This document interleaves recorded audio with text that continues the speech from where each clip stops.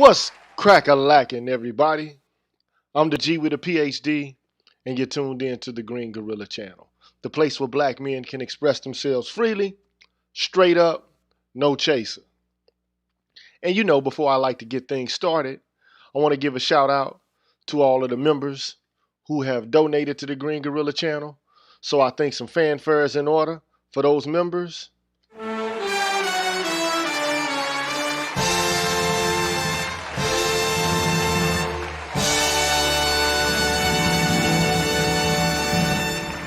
Yes, some fanfares in order for my members. I want to give a shout out to Ryan Jackson, Infamous Chillin', Randall, Universal 178, Blacksword 404, Rasheed Barnes, Aaron Smith, The Walt Diddy Show, DH, C Truth the Revelator, Gold Professor, The Nameless Protagonist, Black Pill Ned Stark, I 528 Hertz Sade, Odd Collett, Roderick Jackson, Dr. Tiasan Johnson, Damon Harris, Brian Williams, Camp Lowe, Nicholas Lobin, Issa Abdul Zahir, Kellan Jakala, Leroy Honeycutt, Sherrod Martin, Ricky Dawson, Brother Love, NEU, Cedric Bowman, True 7360, BK Born Shaheed, James Washington, Hostile Adept, Seven Coast Dojo, Ronan Martin, Shop Talk Live, WPR1, Rogish the Billmonger, I Care, Force Windu, Lady Miss Thing Green, BGS Ibmore, and Marvin Battle Jr. Thank you so much for becoming members of the Green Gorilla channel. And again, I'd like to give y'all some fanfare.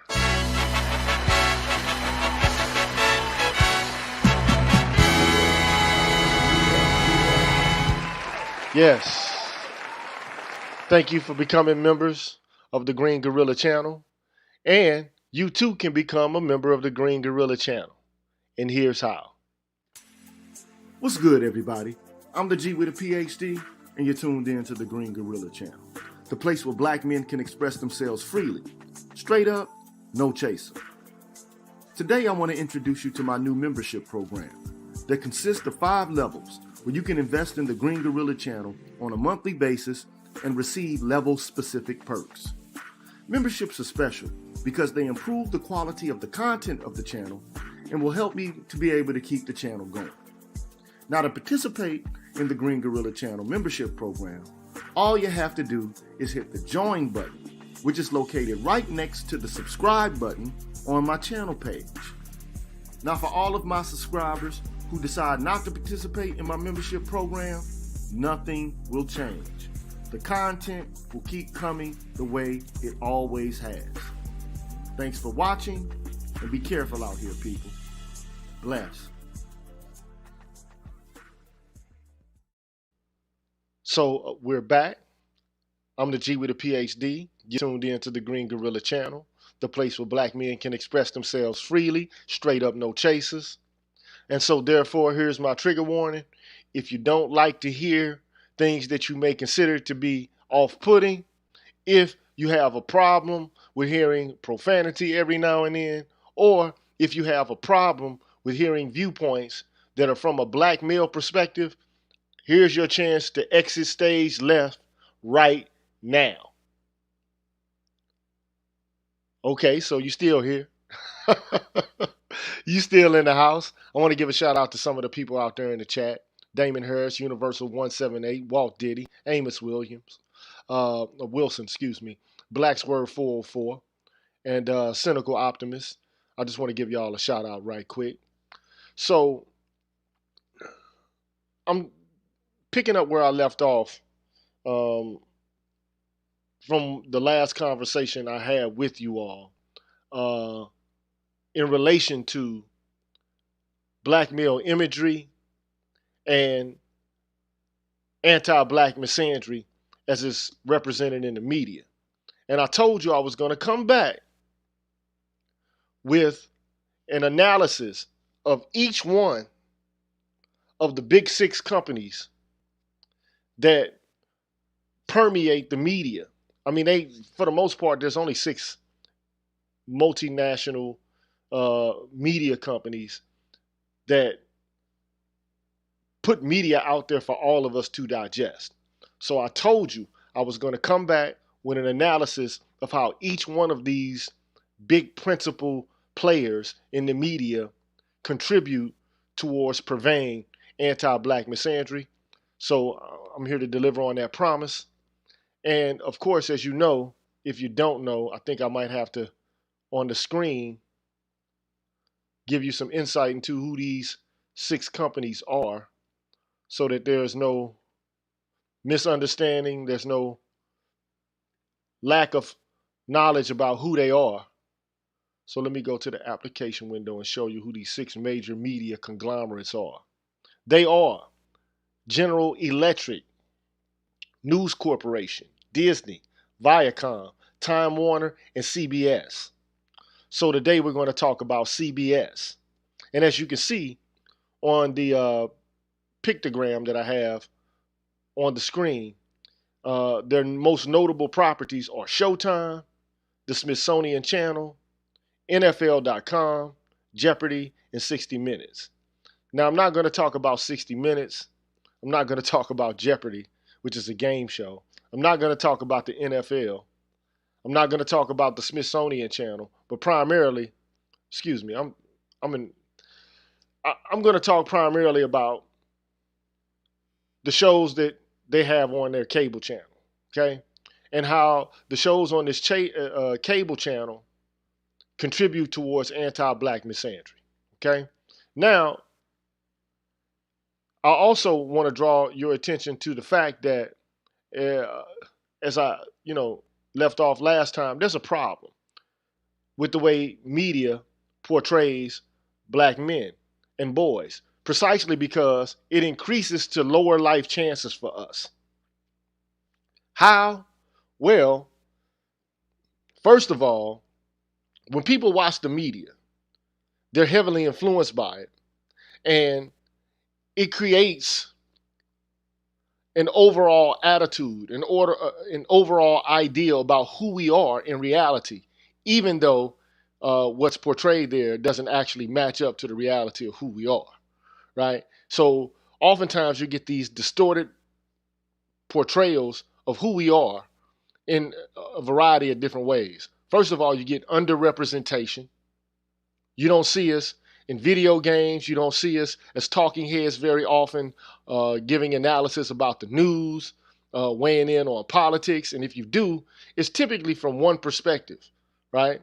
I mean, you got Fox News, which offers an alternative to the liberal media. However, the black male news representatives on Fox are few and far in between, right? When you watch print media, or when you see, when you read print media, or when you watch TV commercials, you rarely, if ever, see black men using computers. You don't see them using luxury items, and typically you don't see us as relatable characters with well-developed personal lives. And increasingly, you're not even seeing black men as fathers anymore in fiction shows and in films. Okay. Also, one of the ways that we're distorted in reference to our portrayal is negative associations. I mean, oftentimes you see us as criminals, unemployed, subjected to abject poverty. Black men are more than just people who occupy street corners and who sit around with 40-ounce bottles, or sit around the corner smoking blunts, or on the stoop smoking blunts. There's more to us than that, right? And when you do get positive associations of black men in the media, it's typically related to sports, and it's typically related to our physical achievement, or how virile we are, or how musically talented we are, right? And so there are things that are missing. We don't get an accurate portrayal of black men, right, in context. So we don't talk about, right, the kind of economic disadvantages that we've been subjected to. We don't get a nuanced, contextual presentation of how there's anti-black male bias in the culture in which we live. And so it's largely ignored by the media, right? So ultimately, man, You get these exaggerated views of and expectations of uh, tolerance for race-based socioeconomic disparities. You get exaggerated views related to criminality and violence. You get a lack of identification with sympathy for black men and boys. You get reduced attention to structural and other, big picture factors. And typically, all you do is get these punitive support, the public support for punitive approaches to problems related to black men. So, having said that, that's kind of the context, right? Because there is a causal link between the media and public people's attitudes. Okay, so that's just some things that I wanted to foreground. Okay, now what I want to do is put up a graphic if I can. I want to share the screen. Oh, thank you so much for the donation, Vernon King. I see you out there, brother. I appreciate that. So let me go to this application window. Let me go to, hold on here. Just give me 1 minute here, man. I'm having not technical difficulties, but I didn't start this thing. I shut my computer down before I started the broadcast. Kind of getting my feet jumbled, trying to get things started, but here we go. All right. So now I can put this up here. Just bear with me 1 second. All right. I think you can see that. I'm pretty sure you can. All right. So I'm going to play this. I had something else up here. I don't know where it went, but it's all to the good. Now, one of the first shows I want to talk about is Love and Hip Hop. Now, we've all seen Love and Hip Hop before, right? But when you talk about black men and Love and Hip Hop, mostly what you're going to see is retired rappers, older rappers who've, reached maturity and age. Because, the principal characters on these shows, man. You got Jules Santana on this particular show, Love and Hip Hop. You got Jules Santana. You got Jim Jones. You had some cat that got locked up who was dating this girl named Mandy, who's also on the pictographic or the advertisement, the jacket for the show. But ultimately, man, these guys are older, they're more mature, they have baby mamas, they got girlfriends, they have wives. And ultimately, what this show is supposed to do is give you some insight into what's going on, not only in the men's lives, but the women's lives. And so, oftentimes, what you see is a hot mess, man, and the men are often caught up in drama-filled situations, capitulating to, their girlfriends and kind of trying to find ways to satisfy and make their women happy. Oftentimes you see black men cheating on their wives or their girlfriends and two-timing and all of this kind of stuff. And still it fits into the trope of musicality in black men. And so the idea here is, look, black men are more than hip hop artists. You know what I'm saying? Black men are so much more than hip hop artists. Black men come from a wide variety of different areas or sectors in this culture and in this society. But for some reason, CBS, has found a cash cow in talking about what's going on in the lives, the soap opera of lives associated with hip hop. And, it's just ratchet television. Oftentimes you see people fighting. It's like a Jerry Springer show. And it's just not a good look. It's a bad look, right? So that's one show, okay? Love and Hip Hop. I don't know how many of you watch Love and Hip Hop, but I've watched it before. I think it's a terrible show. I think it does a lot to contribute to, the rehashing of the same old images of black men as being players or criminals or, hustlers. And, the music industry is an industry where, black men can actually make a good amount of cash.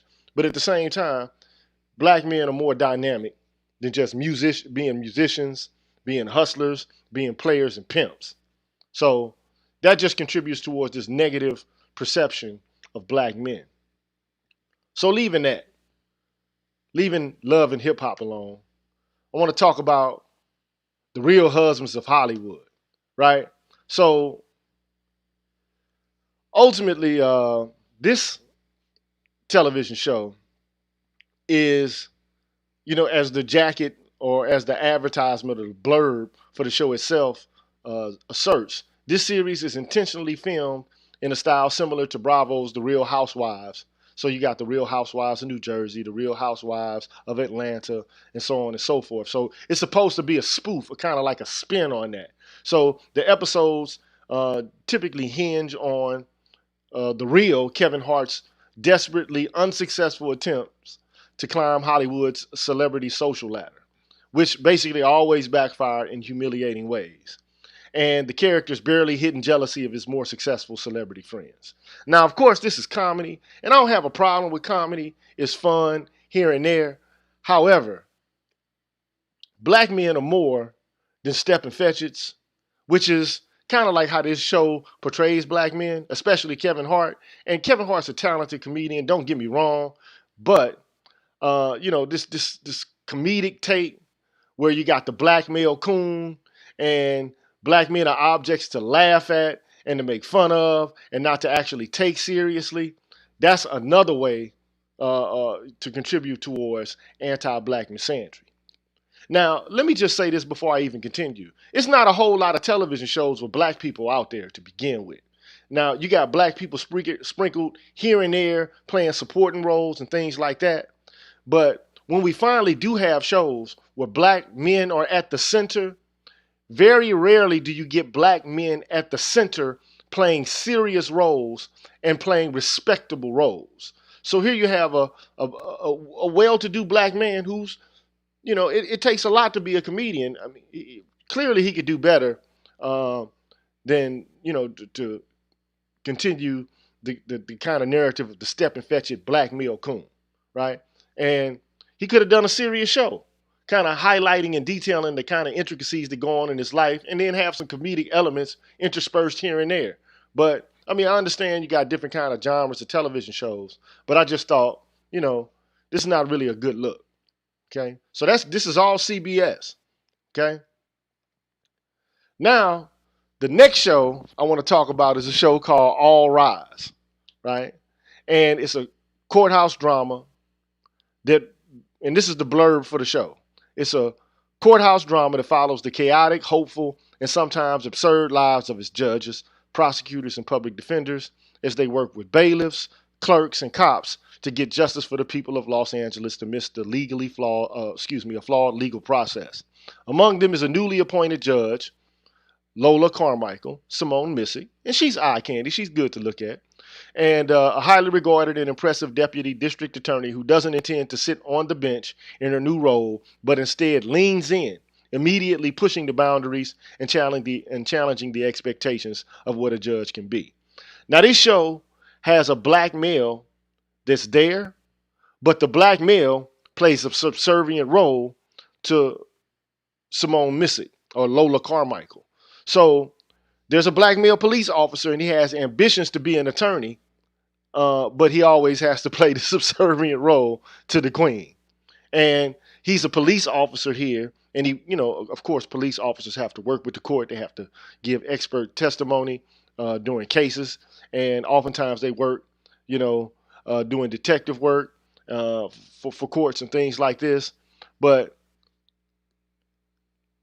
I mean, here you have this strong black female lead kind of like bossing a black male around. And this is CBS. And like I said before, you don't have a lot of television shows that center around black characters, let alone black men. And when you do have black men present, they're often playing subservient roles, right? So that's another show, okay? All Rise. And then, of course, we have to talk about RuPaul and the Drag Race, right? So the blurb for this show ultimately asserts that RuPaul is the world's most famous drag queen who plays 3 roles: the host, the judge, and as the debonair Mr. RuPaul, a mentor, In this reality competition show that aims to crown to crown among 9 contestants America's next drag queen superstar, helping RuPaul determine the bottom 2 contestants each week, who compete in a lip sync performance to see which one sashays away. Our fellow judges, Merle Ginsburg, a journalist and best-selling author and former Project Runway contestant, Santino Rice. Now, look, I'm not trying to, be homophobic or anything like that, but I'm saying, again, you don't have a whole lot of television shows out there that have portrayals of black men in a positive light outside a certain context to begin with. And so here you see a television show in which there's black male emasculation and the promotion of black men is feminine or gay. And you also get, this idea that what is progressive in relation to being a black man is to kind of, turn down or bring down a notch some of that so-called toxic masculinity. So the more masculine black men are, it seems the more toxic, the more malevolent, the more problematic that they are. And so this is the kind of show that it seems to me is trying to promote black male emasculation, right?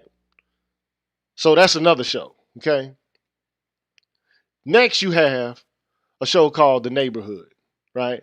And so this is how the Byrd ultimately puts forth the idea about Cedric Entertainer in this show, The Neighborhood. So The Neighborhood stars Cedric, the entertainer, in a comedy about what happens when the friendliest guy in the Midwest moves his family to a neighborhood in Los Angeles where not everyone looks like him or appreciates his extreme neighborliness.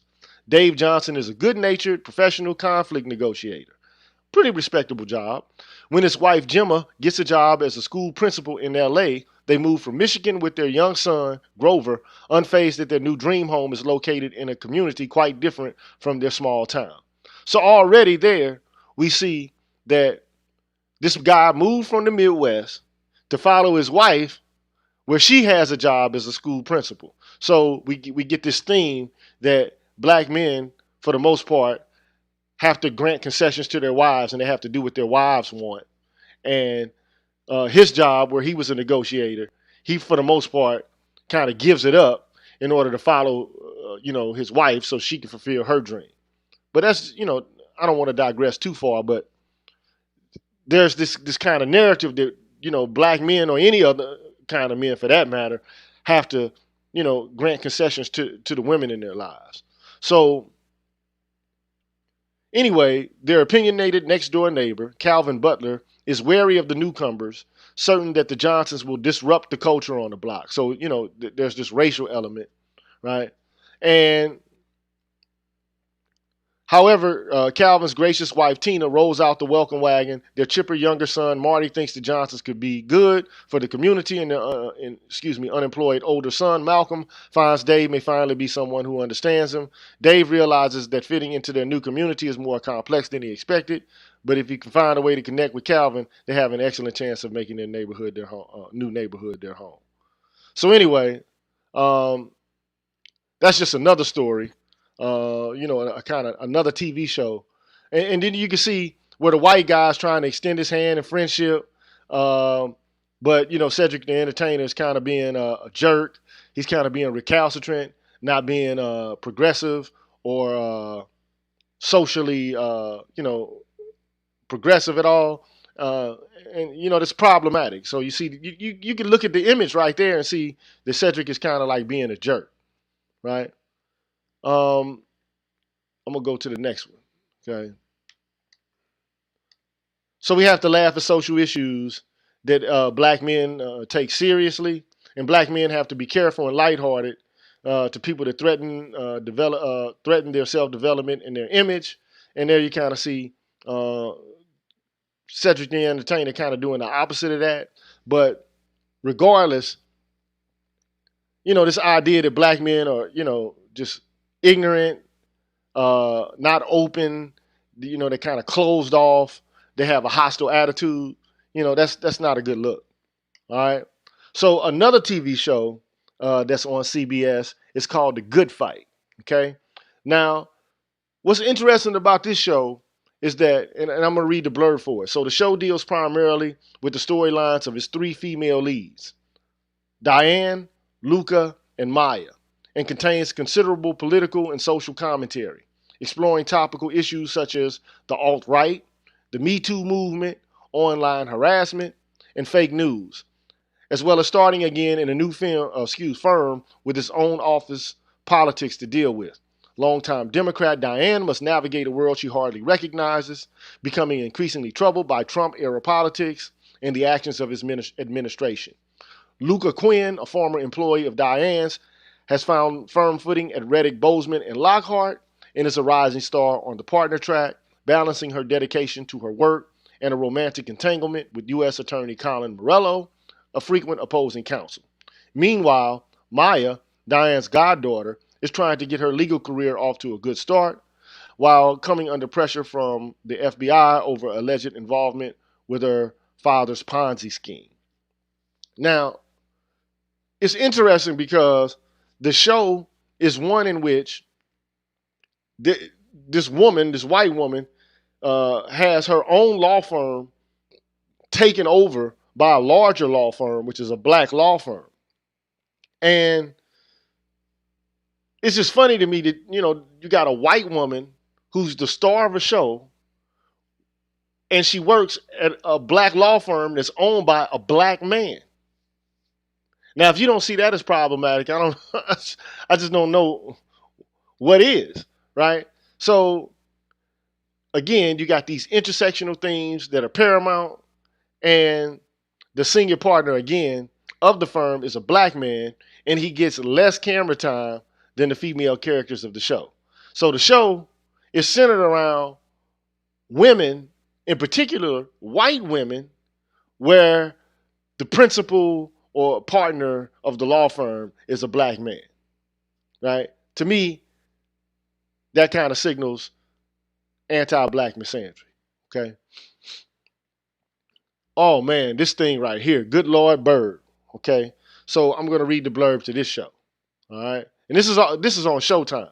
So all the shows I've shown thus far are on Showtime, okay? Which is owned by CBS, all right? So good Lord, Byrd stars Ethan Hawke, Daveed Diggs, and Joshua Caleb Johnson. And basically, this is supposed to be a humorous, dramatic, and historical tapestry of antebellum America based on the award-winning novel author James McBride.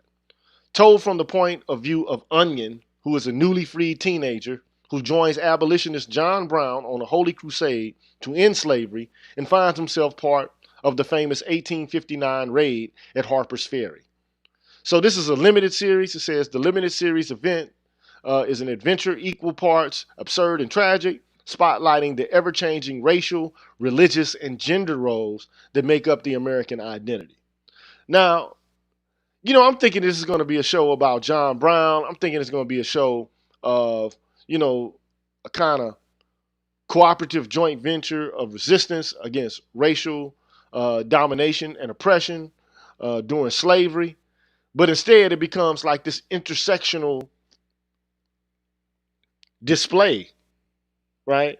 Where we got to talk about race alongside gender. You can't talk about race by itself. We have to talk about it in conjunction with gender. So, it's a story about John Brown, and John Brown was an ally to black people as an abolitionist. But what you get is you get a cross-dressing black boy as his sidekick. And one could argue that that's very, anti-misandrist in an age where there are a whole host of black men looking for positive imagery, and they're looking for, positive role models. And not to say that, that gay people can't have, or queer folks can't have their light, but we don't need to be bombarded on every turn with the same kind of themes and imagery, because most men, black men, are heterosexual, not homosexual. So not being able to see strong black male characters, especially from young people, is problematic. So again, I put this in the category of the normalization of black male emasculation, right? And here are some of the images that I was able to pull up from this, the cross-dressing boy whose name again is let me get this. I want to make sure I got it right. His name is Onion. So let's look at Onion. So you see Onion wearing dresses. Uh, you see him with, Ethan Hawke or John Brown on one picture, the kind of long one to the left. You see him in a dress in the upper uh, picture, and you see him looking very feminine and girlish in the picture in the lower right-hand corner. So, I'm thinking I'm about to see a story about John Brown, but what I'm getting is, this concept that, it's progressive to see black men being feminine and to see them being emasculated. So, one could argue that that's misandrous. It's anti-black misandrous, especially when we need to see strong black men in leading roles, and even young men in in leading roles. Next, we got Desus and Mero, and I don't have a lot to say about this show, but it is on Showtime. It's black male comedy, but why? I mean, like I said again, there's very few shows out there that cater to black men at all, and when they do, they're placed in these tight boxes, and one of those boxes is comedy. And again, in order to talk about anything relative or substantive, the nigger has to make you laugh. We can't have these serious shows or these dramas where we're central characters. We have to have shows where we're acting like stepping fetches and making people laugh. So the black male has to be funny in order for you to listen to what he has to say. And I think that's just problematic. We already saw the show with Kevin Hart. There'll be more to come, but there's more to come. But I mean, the very idea that we have to make you laugh in order to talk about social issues in and of itself is problematic, especially since you have so many shows with white male leads, and they don't have to do all of this. I mean, I'm not saying that they don't have comedy specials or they don't have comedy shows, but why are we typecast into these tight boxes over and over and over again, right? Here's another comedy, right, called Black Monday. I don't know if you've ever seen it, but it's also on Showtime. It comes from Seth Rogen and Evan Goldberg, who are the executive producers of it, and it stars Don Cheadle. And Don Cheadle has played in serious dramas before, but in this particular installment, this series, he's playing as a comedic actor, right? So the blurb for Black Monday says, travel back to October 19th, 1987, also known as Black Monday, the worst stock market crash in the history of Wall Street. To this day, no one knows who's caused it until now. This is a story of how a group of outsiders took on the blue blood old boys club of Wall Street and ended up crashing the world's largest financial system. A Lamborghini limousine and the glass ceiling. The outrageous comedy series stars Don Cheadle, Andrew Reynolds, Regina Hall, and Paul Scheer. And look, I don't have a problem with black men playing in comedic roles, but man, I just showed you 4 shows where you got black men cooning and stepping fetching it, right? Or making people laugh. You had The Neighborhood with Cedric the Entertainer.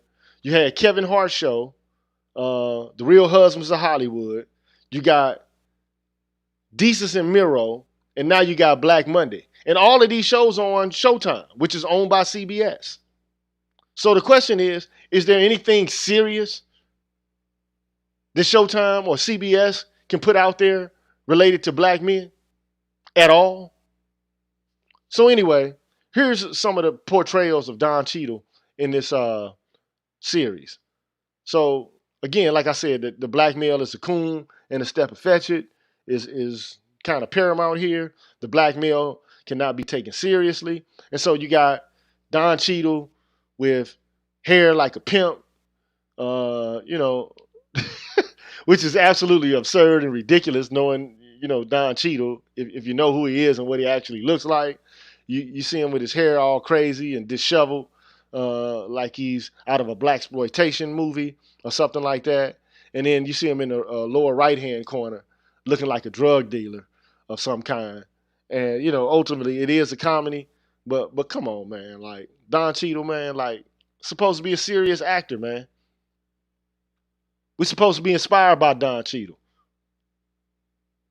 I mean, I understand everybody's got to make the cash and get their money, and people have to stretch their tentacles and do different kinds of things. But Showtime, 4 shows, four thus far, and all you got is comedy to offer. Come on, man. So here we have finally one show uh, where you have a black male lead that's not, being a coon or a step and fetch it. So the name of this show is called City on a Hill. Okay, so this show is supposed to be set in the early 1990s in Boston, which they say was rife with violent criminals emboldened by local law enforcement agencies, in which corruption and racism was the norm. And then it all changed in what was called the Boston Miracle. In this fictional account, Assistant District Attorney DeCersey Ward comes from Brooklyn and forms an unlikely alliance with a corrupt yet venerated FBI veteran, Jackie Rohr. Together, they take on a family of armored car robbers in a case that grows to involve and ultimately subvert the entire criminal justice system of Boston. So far, so good, but I mean, the problem is, you got Kevin Bacon, who's, for the most part, his co star, and you got this black male co lead, but the black male has to learn the ropes from a corrupt white FBI agent. So even though he, is playing a lead, he's still playing, a kind of a naive lead, right? The role is honorable, like I said, but it entails the support and tutelage of a wiser and more experienced, and not to mention again, a corrupt white male co-lead. So still you get black men having to beat to somebody else's drum, or having to take tutelage, or having to be under the wing of somebody more experienced and somebody who has more understanding and more intelligence, so to speak. Here we got again the comedic role. So you have White Famous, right? Which is supposed to be about this young comic named Floyd Mooney, who's on the rise in the industry, which forces him to navigate the treacherous waters of maintaining his credibility while crossing over into becoming what is considered to be white famous. Okay? I forget this guy's name. For some reason, it escaped me, but I know he used to be on Saturday Night Live. Jay Farrow, I think. But anyway, his frustrated agent, Malcolm, wants Floyd to do whatever it takes to succeed, as Floyd's roommate, Ron, remains the voice of reason amidst the chaos of differing opinions. Giving her opinion giving her opinion in all of this is Sadie, Floyd's ex-girlfriend and the mother of his son. So kind of, I've seen this before, and for the most part, man, his girlfriend is, pissed at him all the time, trying to tell him what to do all of the time, and it's almost as if he's trying to make sure that she's happy and to make sure that he can support his son. So everything about what he's doing is centered around pleasing his ex-girlfriend, and he's kind of like trying to get back with her off and on is the kind of relationship they have. And he's on this real big blue pill kick, right, trying to make sure that she's good and happy, and kind of like playing himself in the process. So the comedy is supposed to be loosely based on the personal experiences of Jamie Foxx, who's the executive producer on the series. But again, I like this show to some degree, because it's a relatively decent show. It discusses some of the issues, related to cooning, like what kind of roles do you take? What kind of roles don't you take? How do you maintain your integrity while also, performing your job, especially if you're a comedian. But the problem with it is, the show is canceled. The show is canceled. So it's still showing on Showtime, but the show has been canceled. It's not been renewed. Apparently, people didn't find the subject matter to be appealing. So I mean, you got a show in which you got a brother who's trying to navigate how to maintain integrity and to not deprecate his image, and instead, what you get is a cancellation. People don't really like the show. It's not funny enough. He's not cooning enough, I guess. All right. So moving on, another show that's on Showtime is a show called We Hunt Together. Okay. Now this show is interesting because let me just read the blurb for it. It's supposed to be a gripping twist on a classic cat and mouse story. So it's a British drama that explores the intoxication of sexual attraction and the dangerous power of emotional manipulation. And it's supposed to be about two conflicted detectives who are tracking down a pair of deadly killers. The series reveals how finding a volatile form of solace in one another can have dire consequences. So I'm guessing that there's supposed to be some sort of love romance between the detectives. Also, there is a love romance that's taking place between this black man and this white woman. And go check out the previews for this. Ultimately, it's about a white woman who's making a black man perform multiple acts of proxy violence for her. So again, it's an interracial relationship crime story where this white woman is seducing a black man to commit multiple acts of proxy violence in order to impress her, right? And you got also this interracial relationship amongst agents, these two agents who are trying to catch these criminals, and the sexual tension is supposed to keep the watcher, hooked in. But I just don't like the idea that you got this black guy running around trying to make some white woman happy by committing multiple acts of killing people on multiple occasions in order to try and impress his white woman. That's anti-black misandry to the core. We don't need more shows like that. That's absolutely deplorable to me. You got this black man following this white chick around, committing murders in order to impress her. Complete bullshit. Absolute anti-black misandry. So, anyway, black male subservience and fetishization is what you see here. Okay? Next show. So now we go into like daytime television. And I haven't covered a whole bunch of these. All I did was grab what I could see. And, of course, there's the talk. And you have, this is what they say, okay? Sorry. They say from creator Sarah Gilbert, who also served as the host and producer for the first 9 seasons, the talk features a discussion on current events, pop culture, contemporary issues, and family. So you got Sharon Osbourne, who's Ozzy Osbourne's wife. Cheryl Underwood, I think she's one of the queens of comedy. You got Eve, who used to be a rapper, and Carrie Ann, and Neba, and Mary Osmond. Everybody know who Mary Osmond is, one of the people from the Osmond family. Okay. So in addition to interviews with celebrities and newsmakers, the program features musical performances, cooking segments, and how-to demonstrations.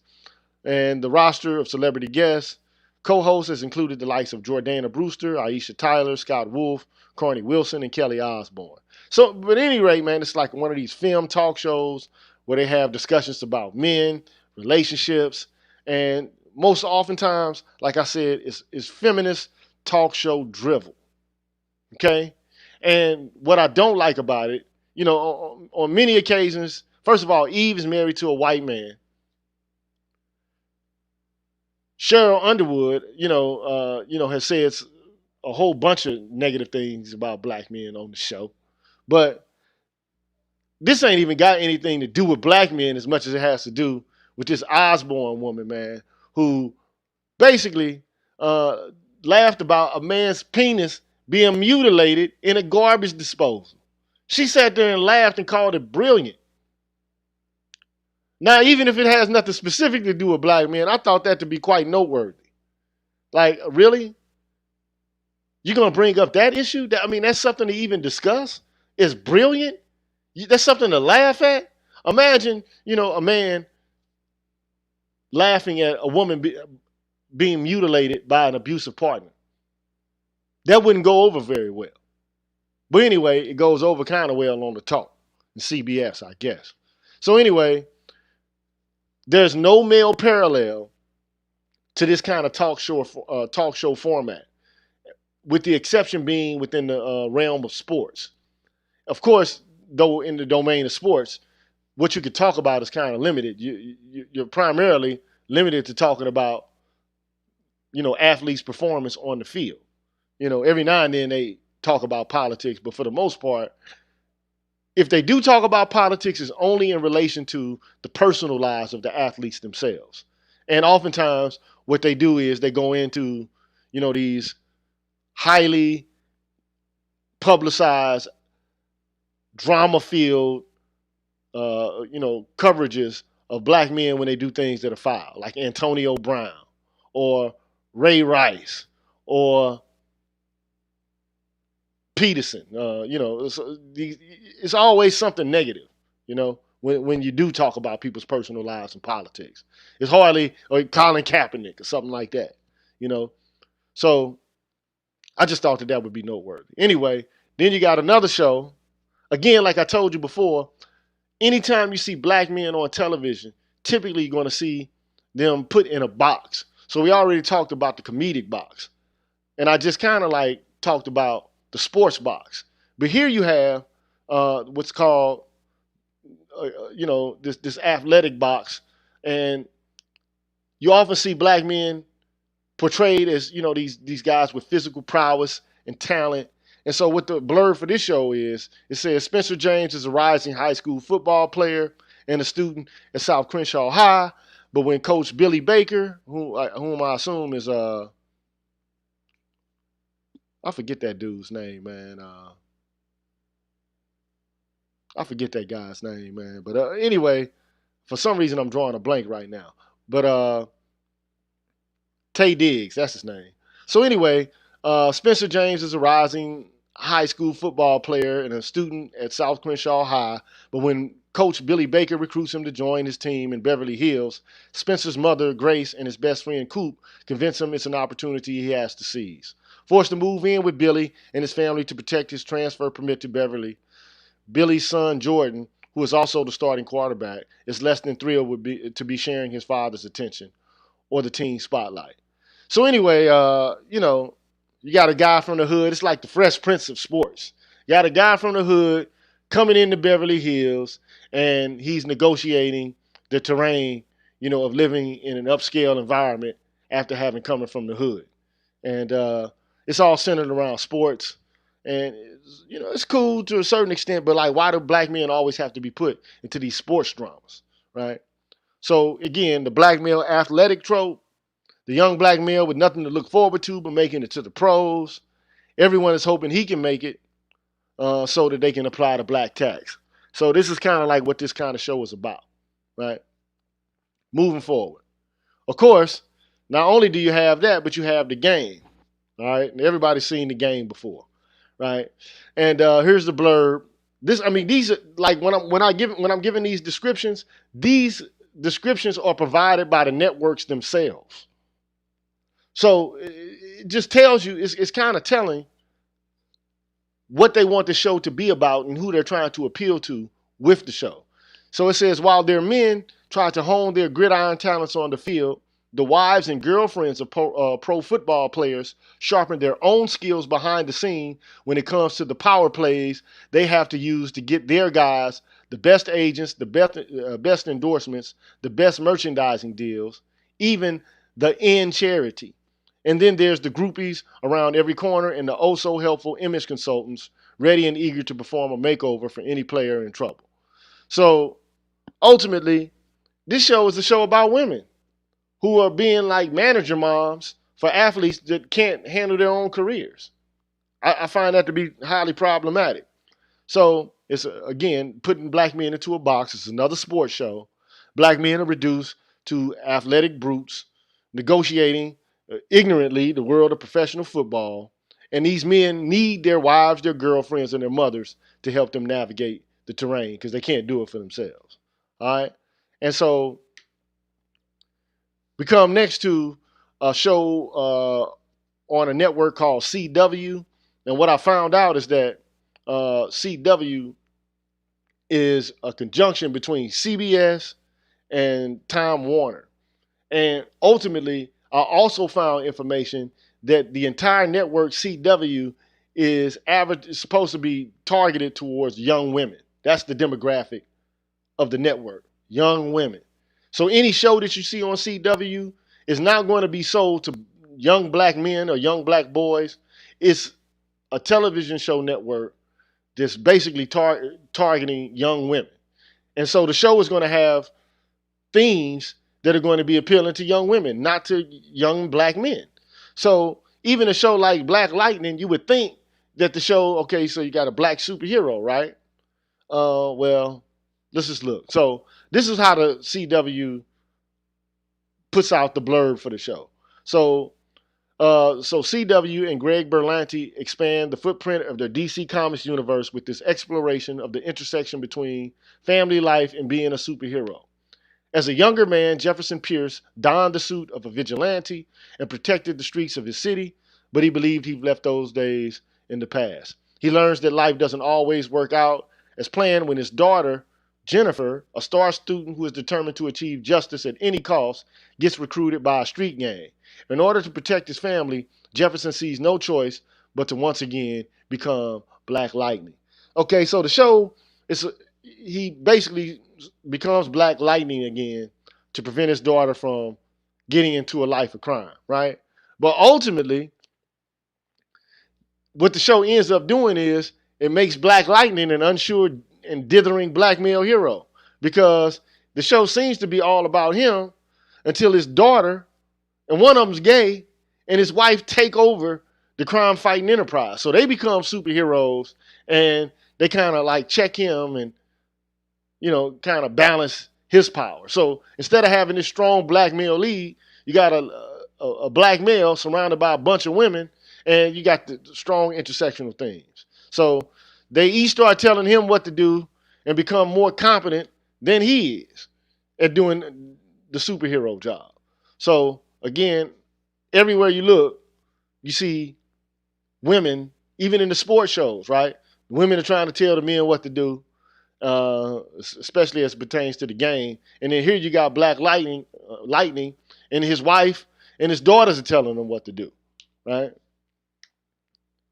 Man, and then we come to the epitome of them all, the anti-Black Misandry show of the millennia, of the last millennia, Oprah Winfrey, right? Her, everybody knows who Oprah Winfrey is, man. She's the person who gained fame mostly from the movie The Color Purple. That's how she really got rich. I mean, she was making money as a talk show host, but she went over the top when she came out and produced with the movie The Color Purple with Alice Walker and Steven Spielberg. So, I mean, ultimately, she's the promoter of white female innocence and purity because those were the main people who watched her show. White women, between the ages, I think, of like 18 and 35, and then her audience kind of grew with her.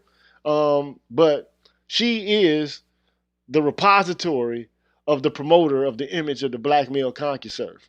I mean, even in the movie The Color Purple, you get Harpo, who is married to Oprah, the character that Oprah plays in the movie, and she's kind of like this mother figure to him more so than she is a wife to him. And I don't know, but just as a sidebar, man, Harpo is Oprah spelled backwards. And of course, Oprah also has, a significant other, Stedman, who you hardly ever see her and this man together. They've been together for how many years? And he's still not up front because she feels like that's going to ruin her brand. Now, if that's not anti-Black misandry, I don't know what is. Why does this man have to play the background? Supposed to be somebody, you're involved with for decades. What's the big deal? Anyway, there you got Oprah. And last, I want to talk about CBS movies. There's not too many movies that CBS makes. I mean, they got a lot of old movies on their roster, but not a lot of new movies. But I wanted to talk about, I don't consider The Rock to be an African American man, but I'm not really even focusing on The Rock as much as I'm focused on the supporting role that Mike Epps plays in the movie, who is a mob-connected hoodlum who's supposed to help Rock kill Marks after he gets out of prison.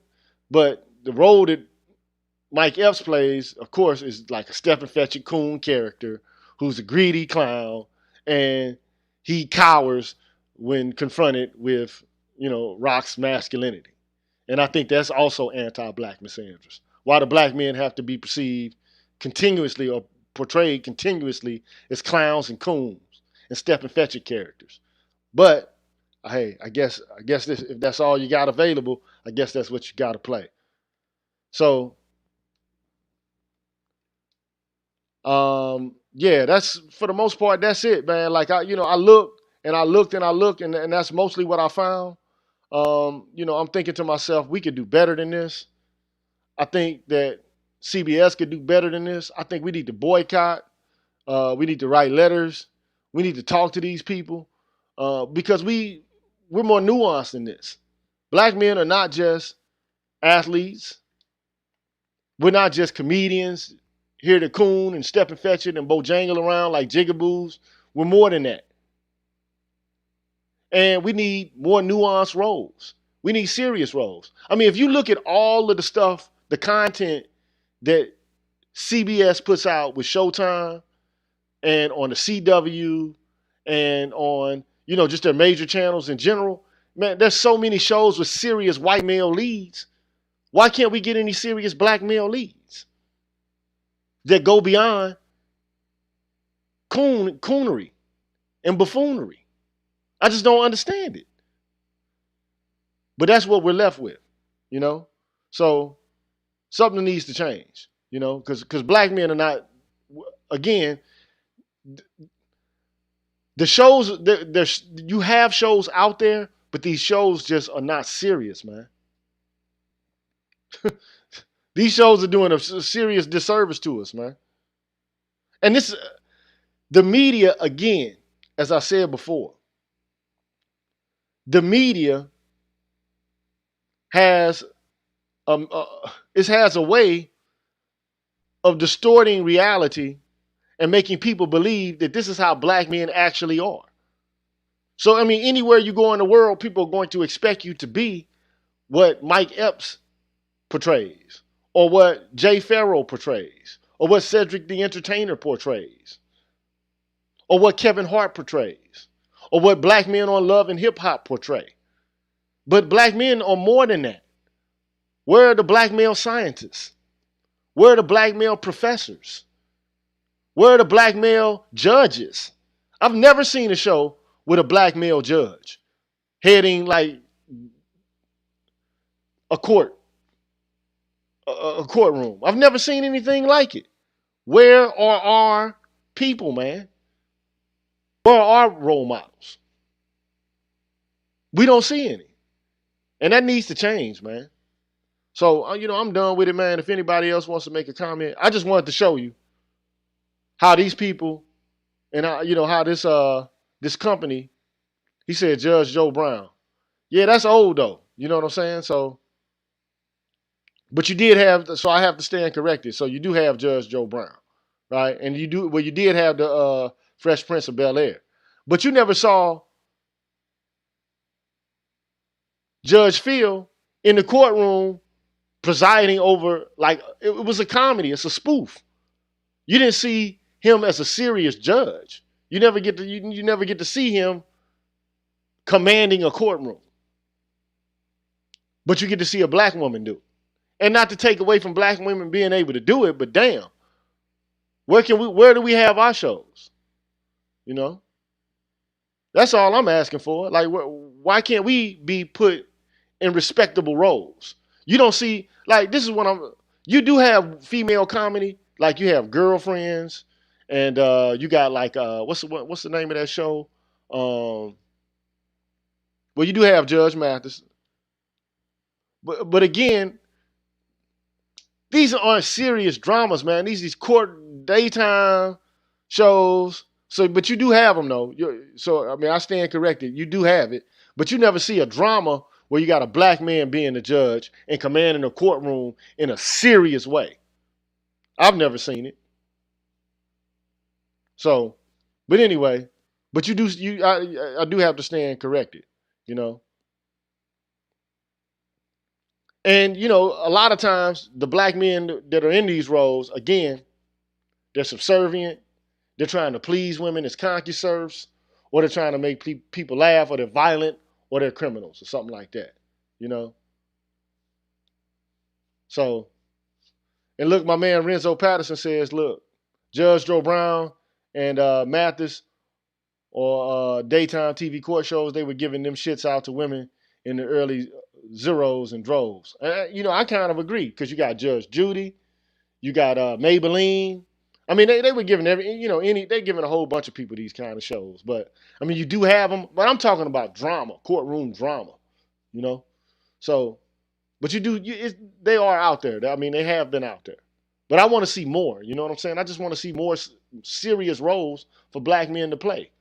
But that's just CBS. I mean, we got 5 more companies to go, right? But the most appalling thing about all of it to me, if I had to go back and look at it, I'm like, man, let me go back to it, bro. It's kind of hard to look at, man. And look, black men are either they are emasculated, they're funny, they're athletes, or they're criminals. It's like, come on, man, we can do more than that. We're more than that. But this is the thing that really gets my goat right here. This imagery right here. It's like, come on, man. Like we can do better than this, man. Like I just don't understand who came up with the idea for this. Like who thought this was a good look? Who thought that was a good look? And why? And I'm not.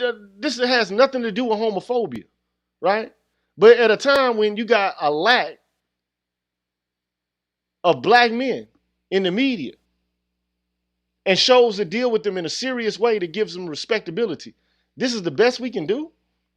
Come on, man. I'm thinking I'm about to see a radical show about black abolitionism and black masculinity fighting against white supremacy. But instead, this is what we get met with.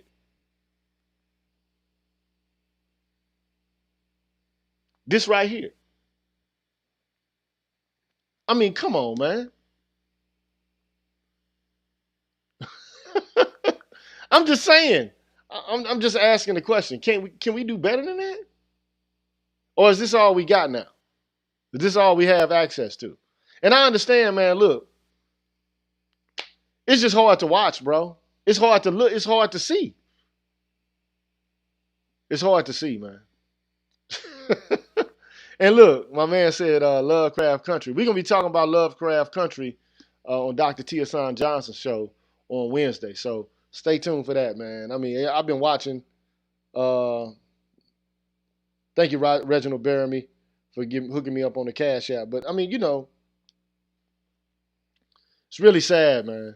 If any of y'all got something to say about this, I'm gonna give you the opportunity to come in and say something. But if not, I'm about to sign off, man. I'm gonna go to a short break. If there's anybody here after the break, we can have a brief conversation. And then after that, though, if there's nobody here, I'm about to sign off, y'all, man. Thank you for joining me on a Monday. But let me break for a quick minute, and I'm gonna come back and see if somebody signs in.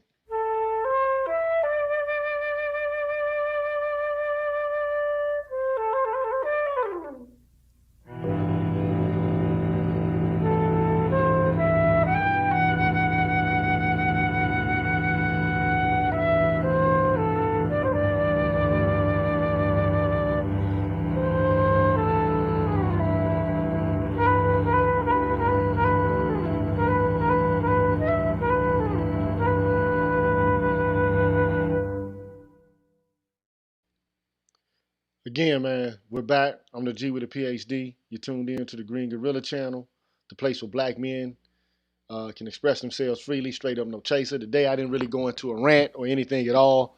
I just wanted to provide you with some information. I wasn't really being theatrical, or I wasn't trying to be a showman tonight. All I wanted to do was just provide you with some information. That's it. And so ultimately, you can go back and look. Maybe if you look at some shows from CBS, um, you can see something I didn't see. Maybe I missed something. I don't know. But it seems like we got somebody who came in, a brother by the name of D. Well, he just faded out. He came in and he faded out. So I just feel like we can do better than this. But again, I want to give a shout out to some people who've made some donations tonight. I want to give a shout out to Man Friday. I think he gave me a donation. Uh, I can't even go back through all of this, man. He came back. So let me add Daniel to the stream. Brother Daniel, you are now connected to the stream, man. What's going on? How are you, brother? What's up, Gorilla? How you doing? Hey, what's going on, man? It's a Monday night, and just trying to provide information tonight, not ranting rave tonight, just kind of give you some information. What's going on, brother? How you doing, man? Nah, man, you're spot on, man. I can't even watch this TV anymore. Can't It's watch hard. it, huh? It's hard to stomach, man. I mean, you talk about CBS. I was watching the show The Shy on Showtime. I don't know if you're familiar with that. Yeah. So I kind of missed that one. Maybe I missed that one, but no, Dude, no, no. I don't know if I missed that one or not. But go ahead. well, the strongest character on that show is a lesbian. Oh, really? Really, yeah. I mean, she's the most dominant, most masculine character on that show by far. Uh, and all the black males on that show, they all have negative traits. It's either uh, they have multiple baby mothers, they're wearing dresses, they're always in and out of jail. It's that girl, that chick, Lena Waithe. She's a mess. She needs to go because they're having some fun in that writing room. I'm telling you. So yeah, like my man Friday said, it's written by a lesbian. Yeah. So, and look, I get that you need to have diversity to some degree, but I mean, diversity doesn't mean that every show has to be influenced by queer folk. Every Right. show that we watch has to have like a queer theme. What about the black men who are not queer and they want to see themselves represented in a positive light? I mean, I get it, but the way they're making it is like everybody's queer. You understand what I'm saying? Like Pretty that's much. just it's just not reality. And we're not trying to hate on gay people, but come on, man. Like, can we have like a larger representation of who black people are without just going to the go-to, which now is the queer woman? I mean, look, bro, I'm from the bricks, man, Mhm. and I ain't never seen no queer woman run a drug operation, bro. That sounds like fairy tales to me, but I'm just keeping it 100, man. Like yeah, I'm not trying to be ignorant. I know some lesbian women who were involved with drugs, but like running a major drug operation, like checking dudes, especially in a place like Chicago, bro. right. Come on, man. Like, look, I got three brothers that live in Chicago, man. One that lives on the south side, two that live on the west side. Okay, and let me just say this, bro. I ain't never seen nothing like that in my lifetime, bro. You know what I'm saying? Yeah, I got people that's GDs, folks, all that. You know what I'm saying? yeah, I So hear you. it just is what it is. I just say I've never seen it, man. Right. Well, thank you for coming to the show, man. I got another brother I got to get on here, man. Yeah, no problem. Have a good night, bro. You too, brother. Brother Ab Media, man. How you doing, bro? I'm doing just fine, Green Gorilla. Thanks for having me on. I gave him a TV 2 years ago. Gave it up, huh? Yeah. Um, I couldn't take the propaganda anymore. The only show I was like watching one show 2 years ago, and that's Law and Order. But then by that time I had started watching BGS, so naturally the feminist undertone I started to see the feminist undertone. Like I can't do this anymore. Yeah, I mean, I, it seems like I think you got some feedback going on. You might want to cut your sound okay. down.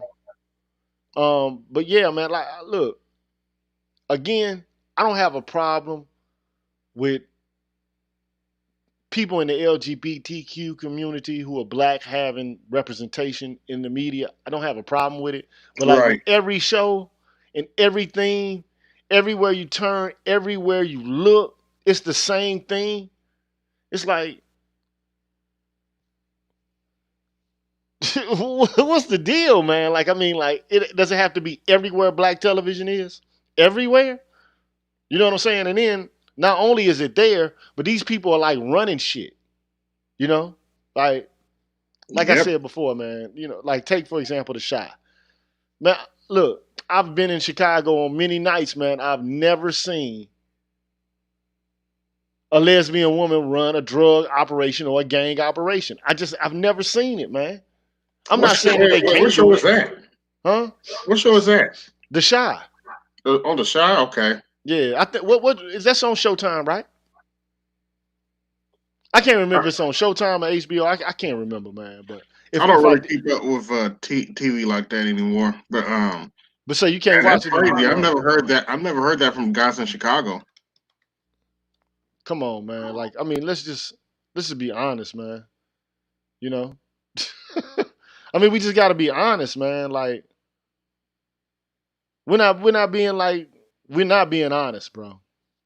And I get it, I get some people want to be represented, but come on, man, we can have a more truthful representation without resorting to just chicanery, like just distortion. But I guess, right now, if you got the money, you got the clout. It is Showtime too. I don't know how I missed that, but This is anyway, what. like put it this way, even if there were not queer themes involved on the show, still it's a show about crime, and it's about black men living in poverty and crime in the hood. It's like The Wire all over again, but instead of the setting being Baltimore, the setting is in Chicago. Mm-hmm. It's the same kind of show. It's like Boys in the Hood, Menace to Society. You know what I'm saying? It's the same thing. Can we get better things? Can we get something else? Yeah, this is why I play RPGs. I could just create a black character, be the hero of my own narrative. I hear you, brother. That's something. That's something as black men, I think we need to really seriously take a look at because I'm not going to wait on these people to change their mind. Right. And I did look, and so thank you for joining me, Ad Media. I appreciate it, brother. I appreciate it. So pure ism, I did have the opportunity to cover the City on the Hill, but the only thing I don't like about the City on the Hill is that you got this black man who's a co-lead with another white guy who's showing him the ropes. A corrupt FBI agent showing this black guy how to run Boston. And of course, look, Boston is all white, man.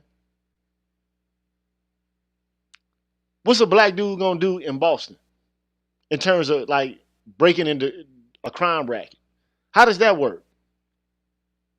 I'm just asking the question. How does that work? You gotta follow the dictates and the leads of the white boys because it's a culture you don't know anything about. And you gotta follow the lead of a corrupt FBI agent. It just is what it is. But I mean, I think it's better. I think it's better than the neighborhood. It's better than the game. It's better than you know uh, the white famous and all these movies where black men had to play Desus and Mero, where all you got is a whole bunch of step and fetch it, Bojangling. You know. But I think what Man Friday is saying is right here. We need to author our own narratives as black heterosexual men, because these females keep including us only to lie about us. And look, that's the problem though. So here's the question, and this is a question that I don't even know the answer to. Right? How is it that these themes have become so paramount in popular culture right now? How? How have they been able to corner the media such that they can push their narratives? And then black men have to sit back and look at all of this like, what in the fuck am I watching? Like, well, how did it get to that point? Why are the producers of these shows? You even got black men producing shows like this. Isn't the Peel guy? Isn't he the one that puts out Lovecraft Country? Isn't he? Or maybe I'm wrong. Maybe I'm confused about it. And we're going to talk about that Wednesday, so I don't want to let the cat out of the bag about that. I really don't. I really and truly do not. I don't. But if nobody else is going to come on, man, I'm about to cut out of here, man. I'm tired. I got a headache. And it is what it is. But I am trying to figure out, why is it that black men don't have the capacity to be put forth in strong leading roles where they're not being subservient, they're not being concubine serfs, they're not, beating to anyone's drum but their own. Why can't we have strong leads that move beyond sports, comedy, and criminality? Sports, comedy, criminality. That's all I see. Or some hip hop reality show. That's it. So if you sick of it, I'm sick of it too, man. I just, I want to see something better. So that's CBS. The next time I come on here, if I'm not mistaken, I got to look at the schedule. But I'm gonna be talking about. Let me see here. Let me look at the schedule because I don't know what's next, man. I got to look and see upcoming live streams. I don't know which one I'm gonna cover next. I think I'm gonna. Is it 11-2? Yeah. So the next time I'm gonna talk about News Corporation, the News Corp. And look, like I said before, look, people can have whatever kind of media they want out there. It is what it is. Okay? Have whatever kind of media you want. But god damn, can we have some media too? Can we have something that we want to watch too? Without being reminded how fucking, oppressive we are? Can we have some stories where some people do some foul shit to us and we stand up and resist against it? Because I can tell you right now, black men are going through hell. And for us not to have shows where we can express ourselves and talk about things that are happening to us, it's unfathomable after what black men have gone through in these here United States. It's ridiculous. Black's Word, man. Welcome to the stream. How you doing today, brother? Black's Word, are you there? Black's Word, get it together, man. Black's Word, I'm giving you one more opportunity, man. I'm going to have to drop you. Well, I guess he came and didn't really want to get down. So, at any rate, I want to thank you, we 5LTH. He said, OG, you're right, and I think we all know why. But if that's true, then we are truly on our own. So, it just is what it is, man. And, Jones Boy says, strength in numbers, a lone wolf makes easy prey. But, bro, like I said before, black men don't have access to major motion picture studios. We don't have access to major production companies where we can put out our imagery. This is well financed and endorsed by these companies. And so, we need our own, man. That's all I'm saying. We need our own shows. We got black men who are willing to write. Or maybe we don't. Maybe we don't even have black men right now who know how to write stories from a black male perspective. I don't know.